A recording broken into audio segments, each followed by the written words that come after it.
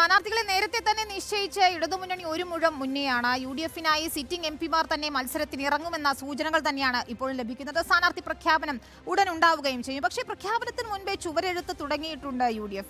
കോഴിക്കോട് നിയോജക മണ്ഡലത്തിലാണ് ചുവരെഴുത്ത് തുടങ്ങിയിരിക്കുന്നത്. MK രാഘവൻ MP-ക്ക് വേണ്ടി തന്നെയാണ് ചുവരെഴുത്ത്.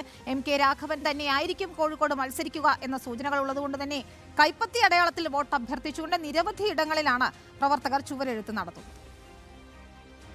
UDF തീരുമാനിക്കുന്നതിന് മുൻപ് തന്നെ കോഴിക്കോട്ടെ സ്ഥാനാർത്ഥിയെ അണികൾ തീരുമാനിച്ചു തുടങ്ങി.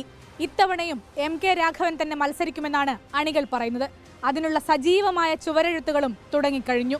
കോഴിക്കോട് സീറ്റ് ലീഗ് ചോദിച്ചേക്കുമെന്ന അഭ്യൂഹങ്ങൾക്കിടെയാണ് കോൺഗ്രസ് പ്രാദേശിക നേതൃത്വം സജീവമായി ചുവരെഴുത്ത് തുടങ്ങിയത്. കോൺഗ്രസ് തലക്കുളത്തൂർ മണ്ഡലം പ്രസിഡന്റിന്റെ നിർദ്ദേശപ്രകാരം 20-ലേറെ ഇടങ്ങളിൽ ചുമരെഴുതി. കോഴിക്കോട് മറ്റൊരു പേര് രാഘവേട്ടനല്ലാതെ വേറൊരു പേരില്ല.